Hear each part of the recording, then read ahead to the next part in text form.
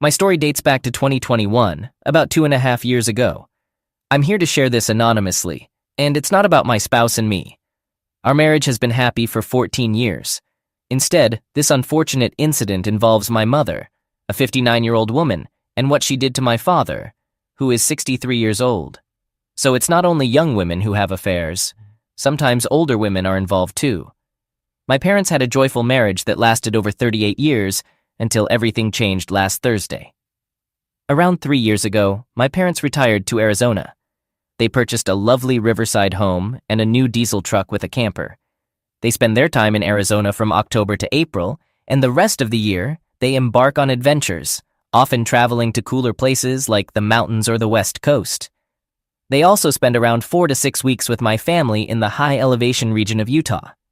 My husband has arranged complete RV hookups for them on our 16-acre property, including electricity, water, and septic connections. We thoroughly enjoy their company, and our kids love spending time with them too. Likewise, we love visiting their Arizona home. It's always a thrilling experience, especially with their boat and jet skis. We're even willing to go in the midsummer heat for the excitement. My brother and his family, who reside in Georgia, also make it a point to visit my parents at least once a year. Although they can't come as often as we do, they still make the effort. Until recent happenings, I could confidently state that my mom and dad had a perfect marriage. Both of my parents served as role models for my brother and me, and we built our own families based on the values they taught us. So to give you a clear picture, our family life was about as ideal as it gets according to the American dream standards. Now let me explain how things took a turn. My parents were residents of a wonderful community in Arizona. Almost everyone there was friendly, except for this one woman. There was something about her that bothered me, but I couldn't quite pinpoint it. She just didn't sit right with me. For the sake of this story, we'll call her Josephine. Josephine, a 64-year-old divorcee who enjoys socializing and partying, was quite loud and in your face. Surprisingly, my mom hit it off with Josephine, and they developed a close friendship, a definite warning sign, considering my mom isn't usually into parties and only drinks occasionally. Several of my mom's friends also formed bonds with Josephine. Despite her loud personality, they seemed to enjoy her company. On multiple occasions, I voiced my suspicions about Josephine to my mom, but she shrugged them off, assuring me that Josephine was harmless and had a heart of gold. This is where things began to take a negative turn. A few months ago, Josephine purchased a boat with some guidance from my dad, who also helped her learn how to operate it. Last Tuesday, around 6 p.m., my mom, Josephine, and another friend, whom I'll refer to as Jenny, decided to have happy hour drinks together. They took Josephine's boat to a local river bar. That's the second red flag. Their plan was to relax by the water, have a couple of drinks, and chat for a few hours. On that night, my dad shared with me that around 8 o'clock, Mom gave him a call. She mentioned that they were extending their outing for another hour. Apparently, they had run into a friend of Josephine's and were heading to this person's house by the river for a bit. This raised another red flag, as Mom was prolonging her time out. Plus, the identity of this friend was unknown. Nevertheless, Dad didn't seem worried, and Mom got back home shortly after 9.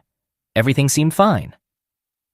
Wednesday came and went without any unusual incidents. However, on Thursday, the 3 ladies planned to return to the bar for happy hour drinks on the patio.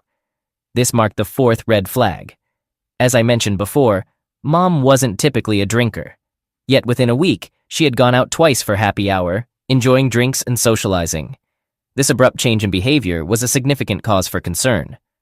On that evening, my dad and Jenny's husband had plans to work on their cars, so the fact that the ladies were going out wasn't a concern. They left on the boat around 6:30 p.m. with the intention to be back by 9 p.m. at the latest. Around 8 p.m., after Dad and Jenny's husband had finished their car work, Dad returned home, took a shower, and noticed he had a missed call from Mom. Curious, he dialed her number to return the call. Mom explained that Josephine and Jenny wanted to stay out longer, but she wanted to head home. Agreeing to pick her up, Dad drove to the bar and brought her back home. During the short ride, Mom appeared normal, but looking back, Dad noted that he did most of the talking while Mom listened. Upon reaching home, Mom knelt in front of Dad and embraced his legs, her head against his stomach. Initially, Dad thought she might be getting playful for intimate time, but he soon realized she was crying. He lifted her up, held her, and asked her what was wrong. That's when Mom confessed to Dad that she had been unfaithful. This confession caught him off guard, and he questioned her with a surprised, "Come again?" The second confirmation. After hearing Mom's confession, Dad was utterly shocked and just held her while she clung to him, crying heavily. Can you believe it? They had spent 38 years married, a grand total of 40 years together, and their marriage had been flawless. And now she was admitting to cheating on him. He must have been completely stunned. Slowly, reality sank in, and he suggested she take a shower and that they would talk things through in the morning. But Mom wouldn't let go. She held on to him. He guided her to the bathroom where she showered. When she emerged, he informed her that she should sleep in a different bedroom. Although she pleaded for him to stay in the same bed, he stood his ground and calmly informed her that they would address the situation in the morning. Throughout the night, Mom struggled to find sleep, repeatedly coming to the bedroom door to request a conversation with Dad. He continued to encourage her to rest, promising that they would discuss everything when morning came. Eventually, around 5:30 a.m., she managed to fall asleep, only to wake up at 8 a.m. and discover that Dad and his camper were gone. Little did she know, he had moved all his personal belongings into the camper overnight, symbolizing his choice to separate from her. He had reached a point where he was done with her, a strong reaction to her unfaithfulness. Despite their 4 decades of history together, Dad was handling the situation with expertise. He skillfully moved his belongings without disturbing Mom. Their bedroom has a sliding door leading to the patio, which allowed him to discreetly take his clothes and personal items out through the back door, load them into the camper, and leave. Mom began calling him, but he didn't answer at first. Eventually, he sent her a text message that declared their official separation as of 6 a.m. on April 9th, which was the same morning. At this moment, Mom completely fell apart. She called Dad again, and this time he picked up. He calmly reiterated what he had texted her. He informed Mom that he was filing for divorce, and that until the divorce was finalized, he would be living in the camper. Mom pleaded with him to talk and give her a chance to explain, but he showed no interest. He firmly stated that she would hear from his lawyer once he had one. Before ending the call, Dad mentioned that he had reached out to Jenny's husband. Remember, Jenny was the friend who joined Mom and Josephine for the outing. He informed Jenny's husband about what had transpired with Mom. I'm not exactly sure how, but Jenny's husband discovered her own cheating and locked her out of their house. As a result, Jenny is currently staying with Josephine while they work out their issues. After speaking with Mom, Dad contacted my brother and me to deliver the news. We were taken aback, initially assuming it was a prank. When the reality of the situation sank in, I found myself shedding tears. Since then, Mom has been emotionally devastated. Throughout the past week, she has been driving to every campground in the area, searching for Dad. She's covered more than 1,800 miles. While my brother and I are aware of Dad's whereabouts, we've made a promise to not share this information with her. Both my brother and I fully support Dad in this ordeal and want to honor his wishes as the one wronged in this situation. However, we're deeply concerned about Mom's well-being. She's not eating or sleeping, driving around frantically in her attempts to locate Dad. We're afraid she might get into an accident, experience a heart attack, or even pose a danger to herself, given her repeated statements about not wanting to go on without Dad. Now we're grappling with the dilemma. Should my brother and I disclose Dad's location to alleviate Mom's distress? My stance is that we shouldn't, as Dad explicitly requested his privacy, and sharing his location could erode his trust in us. We should respect his plea for privacy. We could inform Mom of Dad's location, with the assurance that she wouldn't approach him. This might offer her some solace, yet there's a risk of harming our rapport with Dad if he discovers it. Our priority is to stand by Dad, who was taken by surprise due to his wife's actions, and to uphold his trust. Our obligation is to honor Dad's wish while extending our support to him. I understand that we should fully back Dad, as Mom's actions led to this situation, and she must now confront the repercussions. I'm just sharing my thoughts. What course of action should we take? Please help me out. A concerned daughter? Update. I'm providing an update, just a day later. Yesterday evening, Mom was in the St. George area searching for Dad. For those unfamiliar, St. George is in southwest Utah. I convinced Mom to drive up to our house and stay with us for a few nights. She agreed and is expected to arrive this afternoon. I'll give you all more information later. Meanwhile, please continue to share your advice. I truly appreciate it. The suggestions provided so far have been valuable to me. Over the past 10 days, there has been a significant change in the situation. Mom came to my house looking visibly distressed and mentioned feeling unwell. We had a brief conversation, everyone greeted her, and then we let her rest in one of the bedrooms. However, an hour later, my youngest daughter started screaming for me to come to the bedroom. When I arrived, I found my mom bent over in pain, clutching her lower abdomen and pelvic area. She was immobilized. So my husband carried her to the car and we rushed her to the emergency room. She was in extreme pain, sweating profusely, and seemed to have a high fever.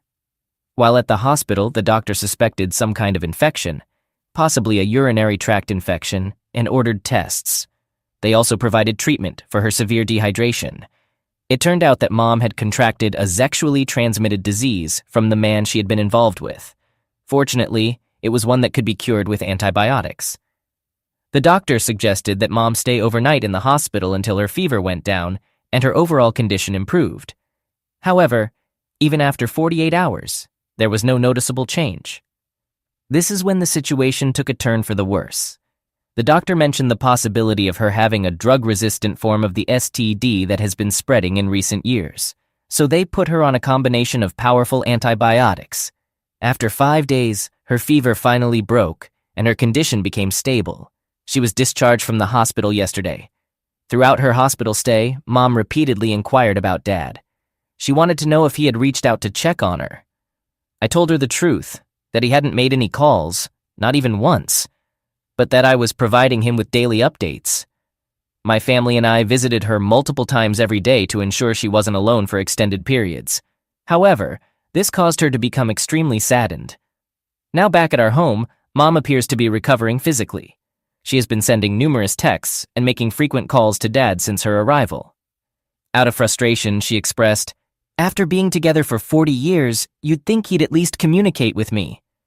Hearing this, I was so angry that I lost control and said, "If you hadn't messed around, none of this would have happened. This is all your fault. You've torn our family apart." Although this statement held undeniable truth, I immediately regretted saying it and apologized to her. She broke down and started crying, clinging to me. We talked for more than 2 hours, and she finally opened up. It turns out that the man she had been involved with was a 28-year-old construction worker who was working on a project in the area.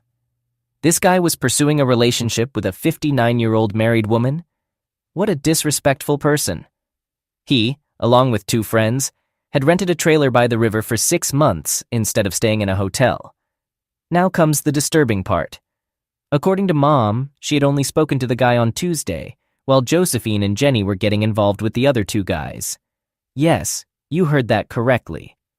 However, when she met up with him again on Thursday, she found herself so enticed by his advances that she gave in to her desires and became intimate with him. Hearing this disgusted me.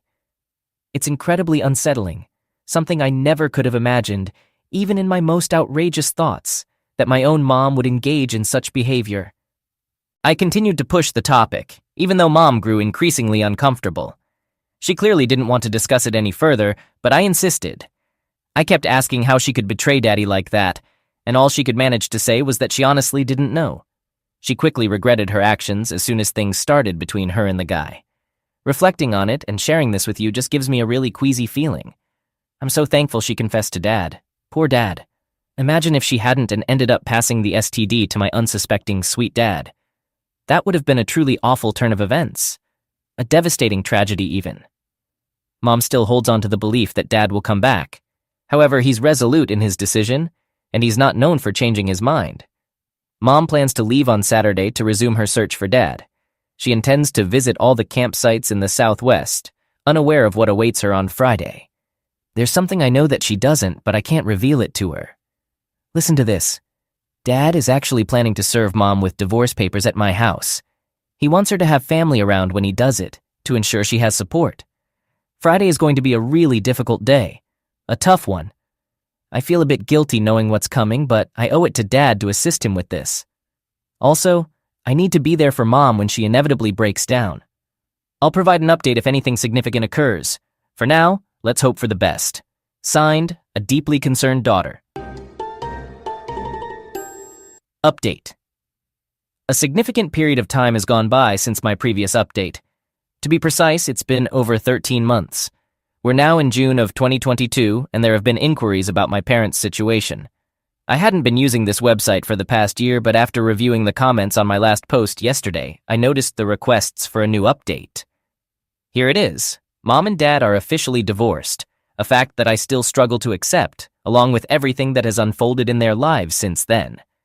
Dad couldn't bring himself to forgive Mom for her affair. He's a resilient man, not someone who would easily overlook such a breach of trust. He chose to have no contact with Mom. In fact, the only time he encountered her after leaving in the camper was during the divorce proceedings.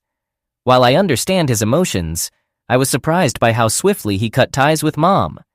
Nevertheless, he ensured that the financial division was conducted fairly. Mom was treated more than fairly. He simply wanted to exit the marriage and move on from her. Though it's painful for me to express, I can empathize with his feelings of betrayal and lack of respect. Mom currently resides in a small apartment near us. As mentioned before, she used to own a beautiful house by the river in Arizona, complete with boats, jet skis, and a camper. She and Dad would travel across the country during summers, exploring coastlines and mountains. Yet now she lives in a town close to her daughter, in a modest apartment. I can only imagine the remorse she must feel, having sacrificed so much for a fleeting moment of excitement, a fleeting happy hour, in exchange for something even more damaging. I'll digress here because I want to underscore this aspect. From Dad's perspective, the divorce was swift and decisive, unlike Mom's experience. Following the divorce, Mom's health quickly declined. She was hospitalized due to bronchitis, dehydration, malnutrition, and severe depression.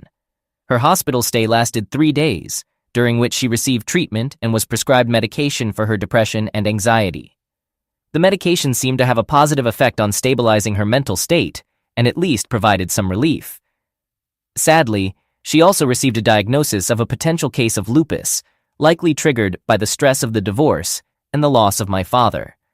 The doctor explained that intense stress can compromise the immune system and worsen conditions similar to lupus. Given her struggles with overcoming the STD and bacterial bronchitis, it's evident that her immune system is in a weakened condition. The doctor provided Mom with specific advice on how to boost her immune system and manage her stress. She needs to actively focus on reducing stress and maintaining control over her stress levels. Over the past 6 months, there has been improvement, but she's not the same strong and composed woman she used to be. Mom used to exude strength and confidence, but now she appears fragile, shattered, and devoid of her former energy. A few months back, I managed to secure a job for her at a craft superstore where my friend works as a manager. She's been performing exceptionally well and has received praise as an outstanding employee. Hopefully, this job will help her find a sense of purpose. However, the reality remains somber. She has lost the luxuries she once enjoyed, is taking prescription medication, stress is actively taking a toll on her while she fights to control her emotions, and once again, she lives in a small apartment near me. At 59, she's returned to working in retail. Her life has undergone profound changes, to say the least. But let's shift the focus from my mom. Regarding Dad, he's certainly making the most of his time. He appears to be relishing his newfound freedom as a wanderer, traveling wherever he desires in his camper. He has a deep fondness for the outdoors and exploring new places. In the last half year, he's begun dating a woman, and it seems their relationship is becoming more serious. Yet, I advise him to be cautious due to his recent divorce from a 40-year marriage with Mom. I've met her multiple times, and she's very pleasant and treats my dad with kindness. I don't want to sound negative, but I'm unsure how to express it without it sounding ironic. The thing is, she's significantly younger. They bond over their shared interest in travel, as she's a YouTube vlogger who explores different places. Over the past 4 months, Dad and she have been traveling all around the country, camping and enjoying each other's company. While she hasn't featured Dad on her YouTube channel, she has mentioned him in several of her videos. It's clear they have a strong connection, and Dad personally told me that he's happier now than ever. Despite his happiness, he's made it clear to my brother and me that he has no intentions of marrying again. Interestingly, his girlfriend feels the same way. She had a previous marriage that didn't work out, and she's not keen on going through that again. Since they both love nature and outdoor activities, they seem like a perfect match. I think I've included all the details. I'd like to extend my gratitude to everyone who provided guidance and advice on here. Your input has been immensely valuable throughout this challenging period. Lastly, I want to show my appreciation for the concern about my family's situation and for the considerate responses you shared. Best regards, a caring and optimistic daughter. I'm a 40-year-old guy and my wife Miley is 38. We got married 5 years ago, but our love story started at my friend Noel's wedding. I was a groomsman and Miley was one of the bridesmaids on that special day. During the ceremony, Miley's confident presence caught my eye as she elegantly wore a beautiful green maxi dress. I was so captivated by her that I ended up clumsily spilling cocktails on myself while looking at her. This comical mishap made Miley notice me, and we both burst into laughter. While laughing, she kindly offered to help me clean up the mess on my shirt. It was clear that I was attracted to her, even though my shyness held me back from making a move. But Miley, with her easygoing personality and stunning looks, took the initiative and started talking to me. Her charm and beauty were irresistible. Even though I used to doubt love at first sight, meeting Miley erased all my skepticism the moment our eyes met. I just knew she was the one for me as our relationship blossomed after Noel's wedding. Miley then invited me to meet her parents. During that time, our commitment grew deeper, and we realized we wanted to spend our lives together. However, our journey hit a bump when Miley's dad expressed his concerns about our relationship. He strongly wanted his daughter to marry a wealthy businessman, which posed a challenge for our relationship. When I visited their home, I was surprised when Miley's father had the nerve to belittle me, calling me an average guy. He even insulted my financial situation, showing disapproval of his daughter marrying someone he considered to have a low income. It was painful as he compared my earnings to Miley's beauty, like she was a Hollywood actress. Even though I worked as a brand manager at a respected marketing agency and earned a decent income, his shallow comments angered me. I stood my ground, expressing my disappointment and reminding him that true value goes beyond money.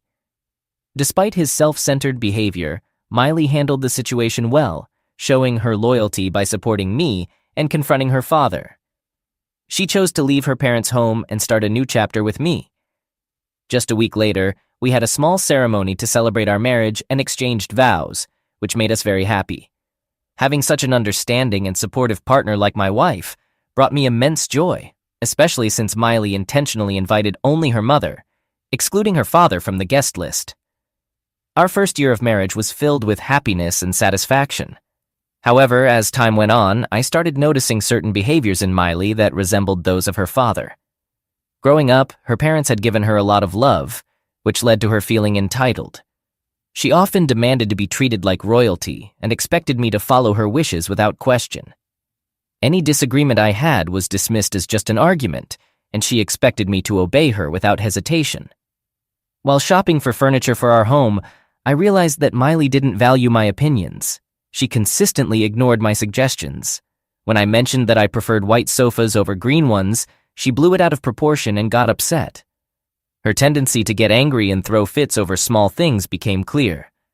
Once, I accidentally bought chocolate ice cream instead of her favorite blueberry flavor, and she burst into tears. It was clear she wasn't used to hearing the word no. Without a job or career, she spent most of her time hanging out with friends and shopping.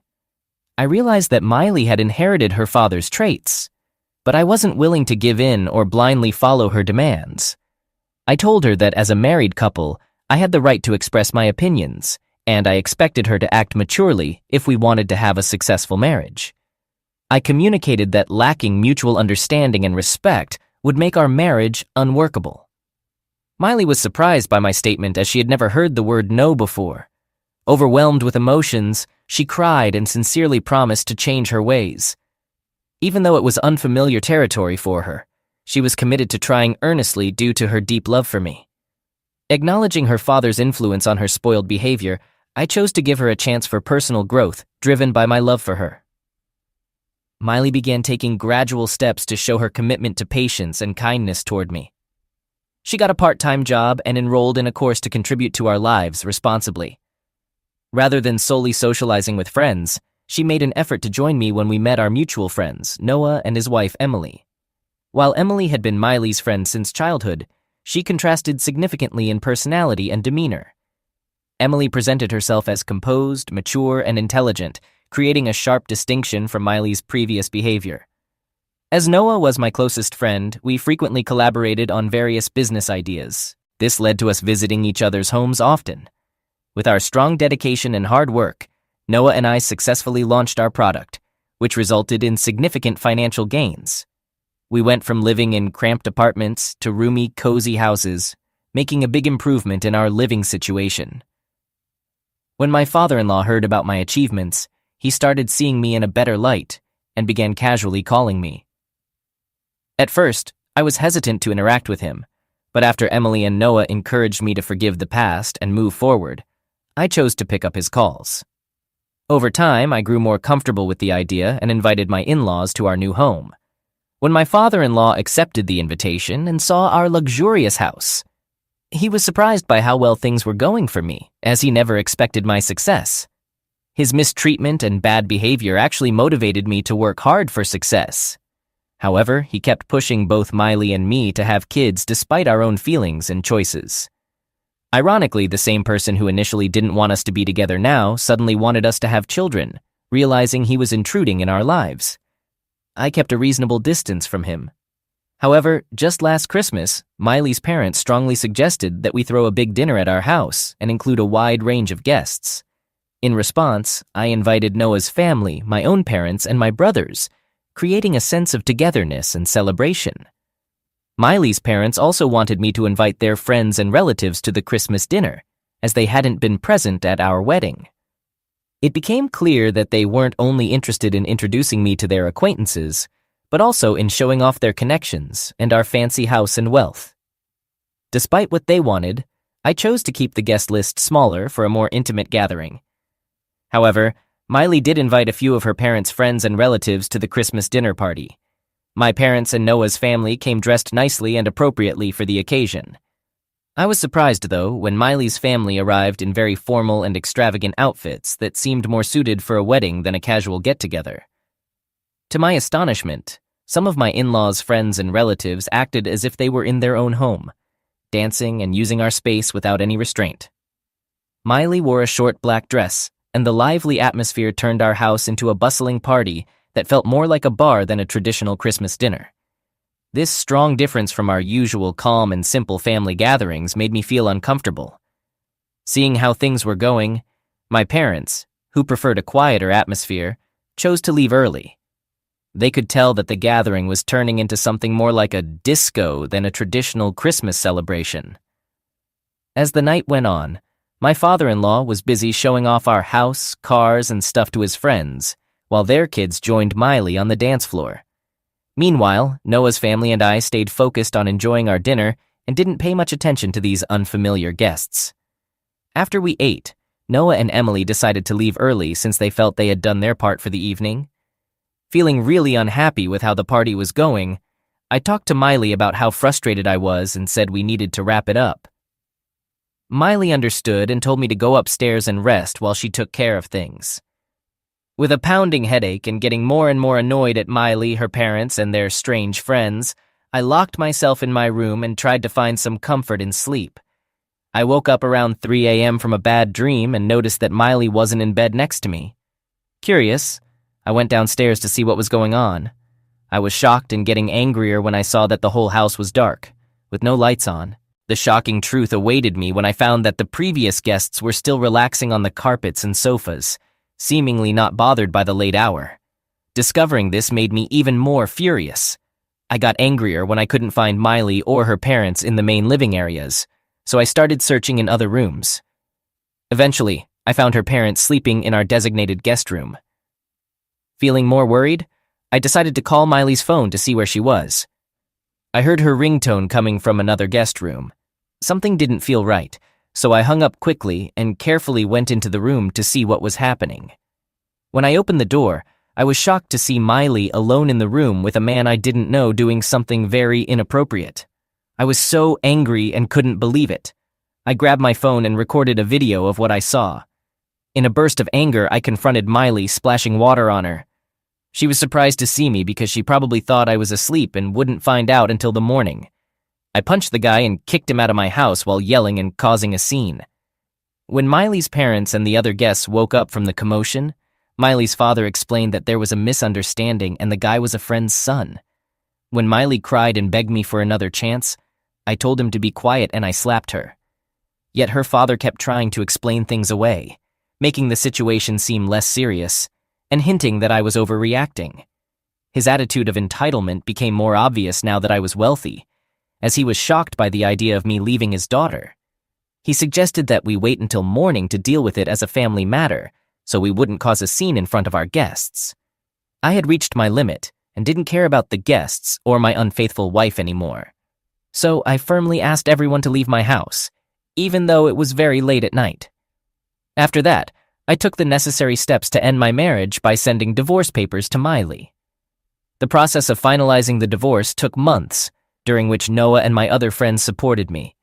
Sadly, my greedy father-in-law tried to manipulate and get money from me. But luckily, I had strong evidence of his daughter's unfaithfulness, which helped me. Even though Miley kept asking for another chance, admitting her affairs, and feeling sorry, I stayed firm in my decision. She tried to blame her father and thought I would forgive her easily, but I knew she needed to take responsibility for her actions in order to truly grow. Initially, I had given her chances because of her entitled behavior from how she was raised. But her cheating on me was a big betrayal of trust that I can't ignore. Forgiving infidelity is hard for me because I believe it's a choice people make. Miley is an adult and knew what she was doing, so she needs to own up to it. It was clear that Miley had a strained relationship with her parents, partly because of the big difference between the life she had with me and how she grew up. Even though Miley keeps trying to reach out to me, I've made up my mind. There's no chance for us to get back together. I'm happy now. I'm in a relationship with Noah's sister, and I genuinely like how things are. Sometimes being alone is much better than being around people who act greedy and entitled. People like that don't match up with my values and can mess up any sense of peace or getting along. Thanks for sticking around to hear the whole story. If you enjoyed it, please give us a thumbs up and subscribe to our channel. Leave a comment to let us know what you think about the story.